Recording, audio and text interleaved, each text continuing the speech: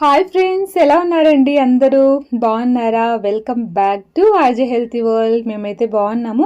I hope మీరందరూ కూడా బాగున్నారనేసి, బాగుండాలని మనస్ఫూర్తిగా అయితే కోరుకుంటున్నాను. ఈరోజు మన 100 days వెయిట్ లాస్ జర్నీలో డే 13 మార్నింగ్ టు డిన్నర్ అయితే మీతో షేర్ చేసుకుంటున్నాను. సో కంటిన్యూగా నేను లాంగ్ వీడియోస్లో పెట్టలేదు, డే 1 నుంచి కూడాను. డే 8 వరకు ఏమో పెట్టాను. తర్వాత షార్ట్స్లో కంటిన్యూగా పెడుతూ ఉన్నాను అనమాట. ఎవరైనా వెయిట్ లాస్ కోసం ట్రై చేసే వాళ్ళు షార్ట్స్లో కూడా చెక్ చేయండి. నేను మార్నింగ్ టు డిన్నర్ ఏం తీసుకుంటాను అనేది మీతో షార్ట్స్లో కూడా చూపిస్తున్నాను. ఇంకా ఈరోజు అయితే సండే వ్లాగ్ అనమాట ఇది. సో మార్నింగ్ లేవగానే 6 o'clock అట్లా వాకింగ్ వచ్చేసాము. మా ఇంటికి దగ్గరలో పార్క్ ఉందనమాట. ఇంకా పిల్లలు ఇద్దరు అయితే పడుకున్నారు. ఇప్పుడు క్రిస్మస్ వచ్చింది కదా, సో క్రిస్మస్ హాలిడేస్ ఇచ్చేసారనమాట ఇద్దరికి కూడా. న్యూ ఇయర్ వరకు కూడా స్కూల్ లేదు. ఇంకా వాళ్ళనైతే నేను డిస్టర్బ్ చేయను. 10 o'clock లేస్తారు ఇద్దరు కూడాను. సో ఇంకా ఇంట్లోనే రోజు ఎక్సర్సైజ్ చేస్తుంటాం కదా. సో మాదైతే చిన్న ఇల్లు, ఇరుగ్గా ఉంటుంది ఇద్దరు ఎక్సర్సైజ్ చేసేకి. సో ఇంకా కొంచెం ప్రశాంతంగా ఉంటుంది. బయటకు వస్తే, పార్క్లోకి వస్తే మంచి గాలి వస్తూ ఉంటుంది. సో చేయడానికి కూడా మనకు కొంచెం ఉత్సాహంగా ఉంటుంది అనేసి అయితే బయట ఎక్సర్సైజ్ చేయడానికి వచ్చినాము. లాస్ట్ క్రిస్మస్ ముందు రోజు కంటే నేను ఎక్సర్సైజ్ స్టార్ట్ చేశాను. క్రిస్మస్ ముందు రోజు నుంచి ఎక్సర్సైజ్ అస్సలు చేయట్లేదు అనమాట. ఓన్లీ డైట్ అయితే ఫాలో అవుతున్నాను. ఈ మధ్య క్రిస్మస్ అనేసి బిర్యానీలు ఇలా చీట్ మీల్స్ కూడా తీసేసుకున్నాను. సో ఈ రోజు నుంచి అయితే మళ్ళీ కొంచెం స్ట్రిక్ట్గా ఎక్సర్సైజ్ అయితే స్టార్ట్ చేస్తున్నాను. సో ఎక్సర్సైజెస్ ఇంక్లూడ్ చేసుకోవాలండి. మనం ఎక్సర్సైజ్ ఇంక్లూడ్ చేసుకుంటేనే మనకి వెయిట్ లాస్ అవుతాము, మనం ఫిట్గా ఉంటుంది అనమాట బాడీ కూడాను, అండ్ ఎనర్జెటిక్గా కూడా ఉంటాము. అంటే త్వరగా నిద్ర కూడా వస్తుంది బాగా ఎక్సర్సైజ్ చేస్తే కనుక.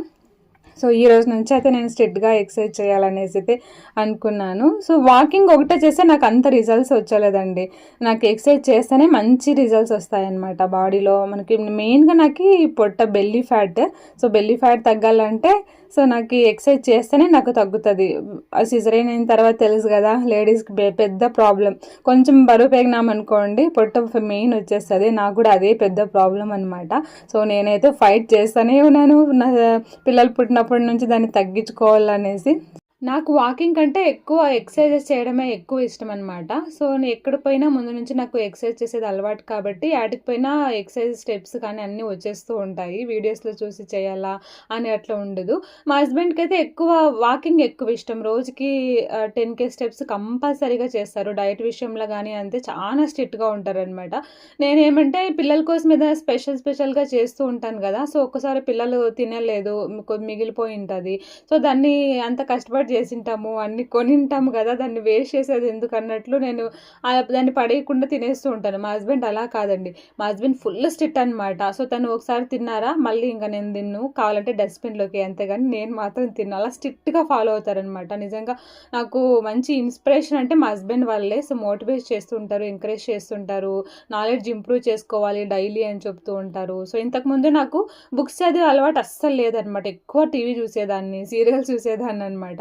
సో టీవీ సీరియల్స్ చూడడం వల్ల మనకు అంత నాలెడ్జ్ ఇంప్రూవ్ కాదు. సో మనకి బుక్స్ చదవాలి, మంచి మంచి విషయాలు తెలుసుకుంటూ ఉండాలి. ప్రతిరోజు మనల్ని మనం రోజు ఏదో కొత్త విషయం నేర్చుకోవాలి అని చాలా బాగా మోటివేషన్ చేస్తారనమాట. ఎవరికి మోసం చేయకుండా, ఎవరిని అన్యాయం చేయకుండా, సో మనకి మన వల్ల ఒకరికి హెల్ప్ఫుల్గా ఉండాలి. సో అలాంటి విషయాలు, అలాంటిది ఏదైనా చేయ అనేసి ఎంకరేజ్ చేస్తారనమాట నాన్న అయితే. So really I'm very lucky అనే చెప్పొచ్చు. సో ఎందుకంటే ఇంకా ఎక్సర్సైజ్ చేసుకొని 1/2 hour వాకింగ్ కూడా చేసుకొని ఇంటికి వచ్చేసినాము. ఇంటికి వచ్చి అయితే ఇక్కడ డీటాక్స్ డ్రింక్ చేసుకుంటున్నాను. సో ఈరోజు డీటాక్స్ డ్రింక్లోకి అయితే పచ్చి పసుపు, కొద్దిగా పచ్చిది జింజరు, ఒకటి చెక్క, ఇంకా యాలక్కి ఒకటి, ఇంకా కొద్దిగా పుదీనా ఆకులు, కొద్దిగా వాటర్ వేసేసి ఇలాగ టీ లాగా అనమాట ఇది. సో చాలా బాగుంటుంది క్లైమేట్కి. సో జింజర్ వేసింటాము, పుదీనా వేసింటాము, అల్లం ఫ్లేవరు సూపర్గా ఉంటుందండి. సో దీన్ని అయితే కొద్దిగా వాటర్ వేసి మరిగించి కొంచెంసేపు ప్లేట్ మూసేయాలన్నమాట. అంటే కాగిన తర్వాత, నీళ్ళు మరిగిన తర్వాత స్టవ్ కట్ చేసి దాని మీద ప్లేట్ మూసేసినామంటే దాంట్లో ఫ్లేవర్ అంతా పుదీనా ఆకుల్లో ఉండేటు కానీ, జింజరు, తర్వాత పసుపు, ఫ్లేవర్స్ అన్నీ కూడా బాగా నీళ్ళలోకి ఇంకుతుంది అనమాట. సో దీన్ని మార్నింగ్ తీసుకోవాలి, ఎంటీ స్టమక్లో తీసుకోవాలి. సో కాఫీ టీలు అన్నీ మానేసేయండి ఫస్ట్. మీకు ఎవరికైనా డైజెషన్ ప్రాబ్లమ్, హెల్త్ ఇష్యూస్ ఉంటే ఫస్ట్ టీ కాఫీలు అన్నీ మానేసి సో ఇలాంటి హెల్తీ హ్యాబిట్స్ని అలవాటు చేసుకోండి. నిజంగా ఎంత మంచి రిజల్ట్స్ వస్తాయో. ఒకసారి అలవాటు పడినామనుకోండి, మార్నింగ్ టైం టీ కాఫీలు అసలు తాగాలనిపించదు. సో ఖచ్చితంగా ఒకసారి ట్రై చేయండి ఈ హ్యాబిట్ అయితే. ఇంకా ఇక్కడైతే బ్రేక్ఫాస్ట్కి రాగి బ్యాటర్ రెడీ చేసి పెట్టాను నిన్న నేను. ఈ రాగి బ్యాటర్ ఎలా చేశాను అంటే, 2 కప్పులు రాగులు బాగా క్లీన్గా మట్టి లేకుండా నీట్గా క్లీన్ చేసిన రాగులు ఒక 2 కప్పులు తీసుకున్నాను. తర్వాత 2 కప్పులు రాగులకి నేను 1 కప్పు, సేమ్ కప్పు మెజర్మెంట్లోనే 1 కప్పు ఉద్దిబ్యాలు, గుండు ఉద్దిబ్యాలు అనమాట, ఉరద్దాలు అంటాం కదా. సో 1 కప్పు తీసుకున్నాను. దీంట్లోకి నేను ఇంకొక సగం కప్పు నేను ఇవి దోశ రైస్ వస్తాయి కదా. సో దోశ రైస్ కావాలంటే నార్మల్ రైస్ కూడా వేసుకోవచ్చు. అవి సగం కప్పు, తర్వాత మెంతులు ఒక 1 టేబుల్ స్పూన్ వేసుకొని, రాగులు సపరేట్ బౌల్లో, ఇవి రైస్ తర్వాత ఉద్దిబ్యాలు సపరేట్ బౌల్లో నానబెట్టుకున్నా. రాగుల్లో చాలా డస్ట్ ఉంటుంది, మనం ఎంత కడిగినా కానీ డస్ట్ వస్తూనే ఉంటుంది. కాబట్టి అందుకే నేను సపరేట్ నానబెట్టాను అనమాట. రాగుల్ని బాగా ఒక 5-6 ఆట్లు కడిగి నానబెట్టుకోండి. తర్వాత అయితే ఇవి బాగా నానుకుంటాయి కదా, 6 అవర్స్ నానబెట్టాను. రాగులు నానుకోవాలి బాగా, ఒక 6 అవర్స్ నానబెట్టాను. సో ఇది నైట్ పడుకునే ముందు అయితే ఫస్ట్ రాగుల్ని మెత్తగా గ్రైండ్ చేసేసుకొనేసేసి బ్యాటర్ రెడీ చేసుకొని, తర్వాత ఈ ఉద్దిబ్యాళ్ళు బియ్యము ఉంటాయి కదా, దీంట్లోకి కొన్ని మనము మిక్సీ పట్టేకి ముందు ఒక పిడకడన్ని మనము ఇవి అటుకులు నానబెట్టేసుకోవాలన్నమాట.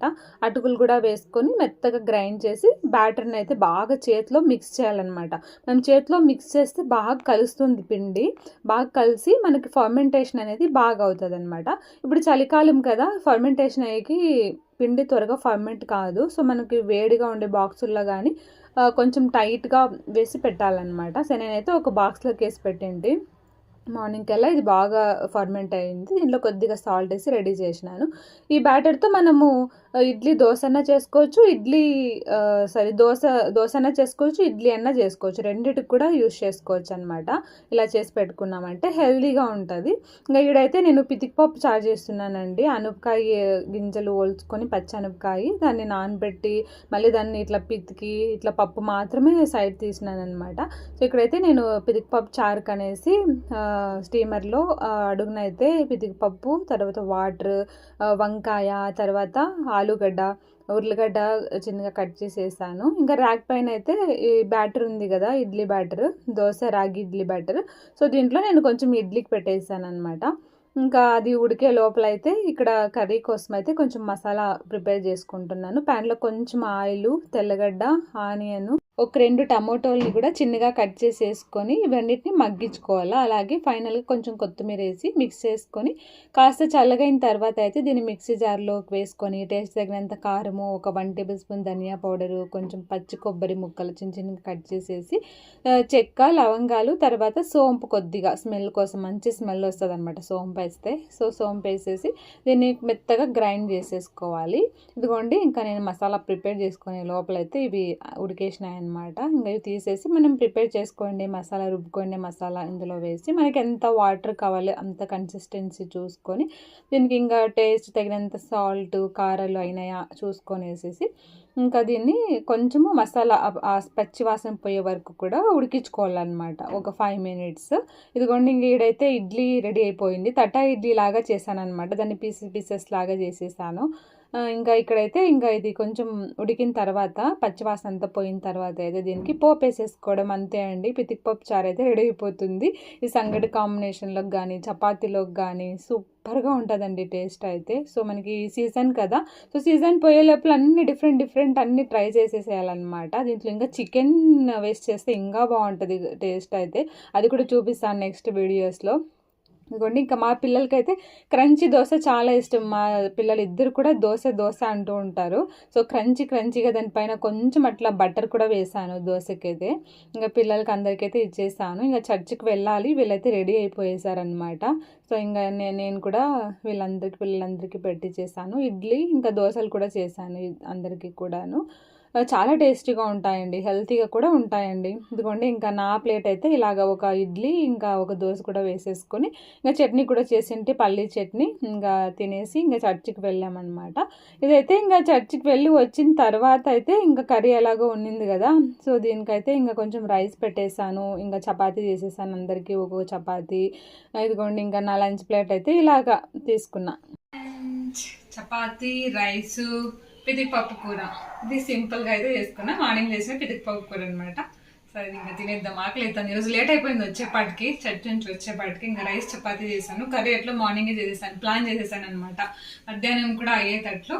సో ఇంకా లంచ్ అయితే ఎంజాయ్ చేద్దాం.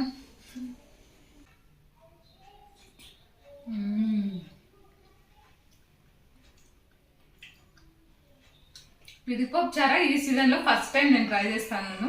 మామూలుగా చేసేదాన్ని మసాలా పెట్టయితే, పితికిపప్పు ఒత్తి రెసిపీ చాలా టైం తీసుకుంటుంది కదా. సో నైట్ అంతా వద్దినాం అనమాట. మా హస్బెండ్ పిల్లలు అందరూ హెల్ప్ చేసినారు ఒత్తేకైతే.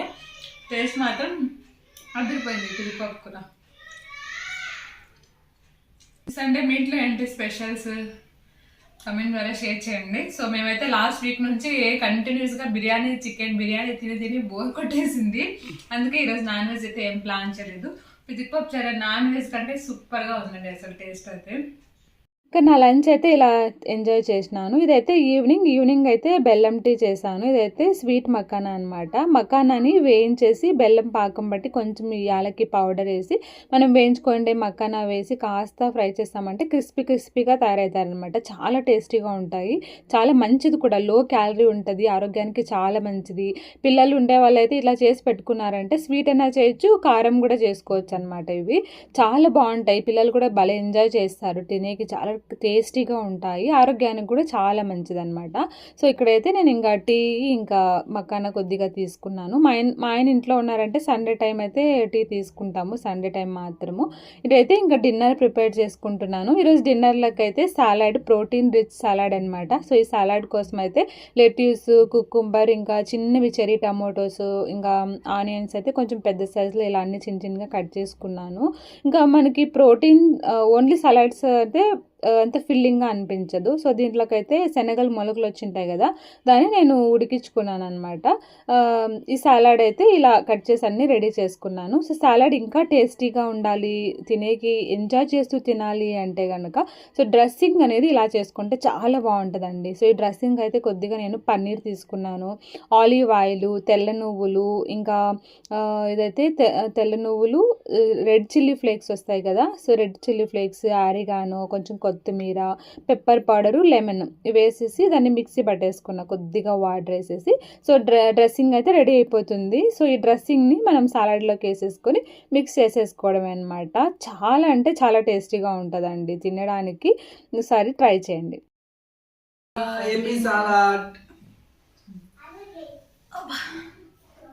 చాలా బాగా చేశారు. బాడీ పెయిన్స్ వచ్చేస్తున్నాయి ఈరోజు. అవునా?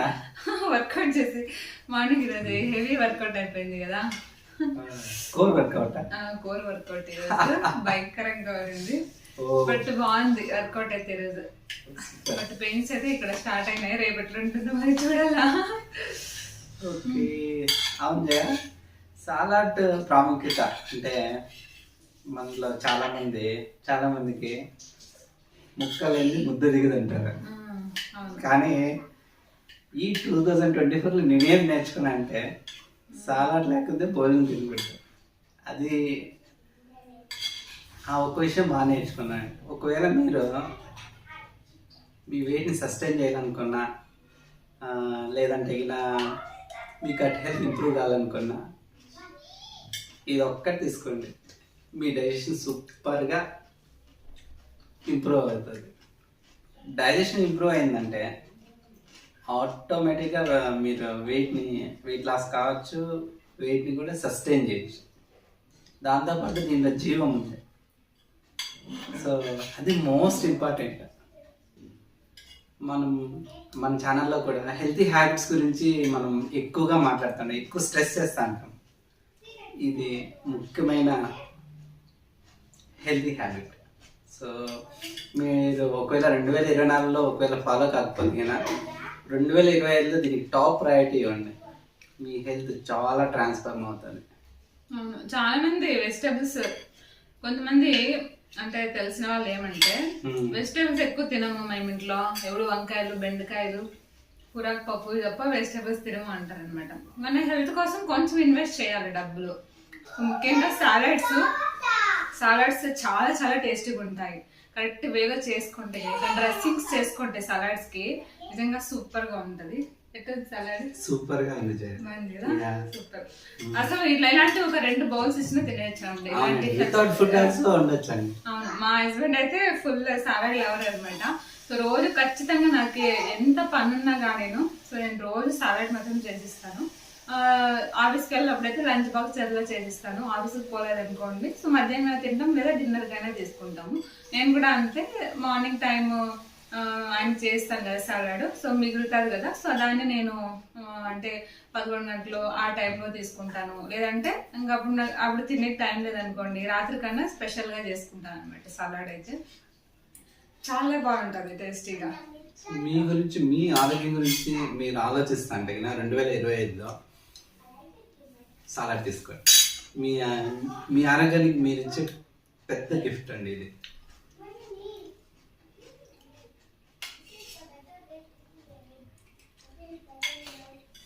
ఇదనమాట డే 13 నా weight loss journey. Morning to dinner నేను తీసుకున్న రెసిపీస్ అన్ని మీతో షేర్ చేసుకున్నా. సో మీ వెయిట్ లాస్ జర్నీ ఎలా ఉంది కమెంట్ ద్వారా షేర్ చేయండి. సో నాకైతే లాంగ్ వీడియోస్ పెట్టేకి కొంచెం టైం దొరకట్లేదు అనమాట. అందుకే షార్ట్స్లో నేను డైలీ అప్డేట్ చేస్తున్నాను. అంటే ఎంత వెయిట్ లాస్ అయ్యాను కానీ, ఏం తీసుకున్నాను కానీ, కొన్ని రెసిపీస్ కూడా ఏమైనా కొంచెం స్పెషల్ రెసిపీస్ చేసినా అనుకోండి, ఆ రెసిపీ కూడా పోస్ట్ చేస్తున్నాను అనమాట. సో నేనైతే ఈవినింగ్ టైం పెడుతున్నాను, 6 o'clock పైన మన వెయిట్ లాస్ జర్నీ షార్ట్స్ పెడుతున్నాను. ఎవరైనా చూడుకున్నా అంటే చూడండి, Day 1 నుంచి కూడా కంటిన్యూస్గా ఉన్నాయి. సో లాంగ్ వీడియోస్కి నాకు కొంచెం అంటే లాంగ్ వీడియోస్ చేసేకి ఈ మధ్య కొంచెం టైం దొరకట్లేదు. ఇంతకుముందు నేను లాంగ్ వీడియోస్ కంటిన్యూగా పెట్టేదాన్ని అనమాట వెయిట్ లాస్ జర్నీ చేసినప్పుడు. ఈ మధ్య కొన్ని ఎక్స్ట్రా కమిట్మెంట్స్, సో కొంచెం ఎక్స్ట్రా వర్క్స్ ఉండడం వల్ల అయితే నాకు లాంగ్ వీడియోస్ పైన ఎక్కువ టైం స్పెండ్ చేసే కావట్లేదు. సో అయినా కానీ లాంగ్ వీడియోస్ కూడా పెడుతూ ఉంటాను. అంటే ఏమైనా ఎక్సర్సైజ్ వీడియోస్ కావచ్చు, ఏమైనా కొంచెం హెల్తీ రెసిపీస్ చేసినప్పుడు కానీ, ఏమైనా టిప్స్ కావచ్చు, ఇలాంటివి ఏమైనా షేర్ చేయాలనుకున్నప్పుడు లాంగ్ వీడియోస్లో కూడా షేర్ చేస్తూ ఉంటాను. సో ప్లీజ్ షార్ట్స్ కూడా చూడండి, లాంగ్ వీడియోస్ కూడా చూస్తూ ఉండండి. సో మీకు ఖచ్చితంగా మీకు హెల్ప్ అవుతాయి. సో ఇదన్నమాట. Thank you so much for watching. Are you ready for 2025? So మా యొక్క కమ్యూనిటీని ఇంకా గ్రో చేయాలనుకున్నాం, చాలా మందిని ఇన్స్పైర్ చేయాలనుకున్నాం. జస్ట్ వన్ డే ఇంకా ప్లీజ్ ఫాలో. అడ్వాన్స్ గా హ్యాపీ న్యూ ఇయర్ అందరికి కూడాను. ఎస్ అండి, మీకు కూడా అడ్వాన్స్ హ్యాపీ న్యూ ఇయర్ అండి. సో మీరు కూడా మంచి హెల్తీ హ్యాబిట్స్ ఫాలో కండి, మీ హెల్త్ ని ఇంప్రూవ్ చేసుకోండి. Thank you very much. See you next video. Take care. Bye bye. Keep watching. Bye. See you.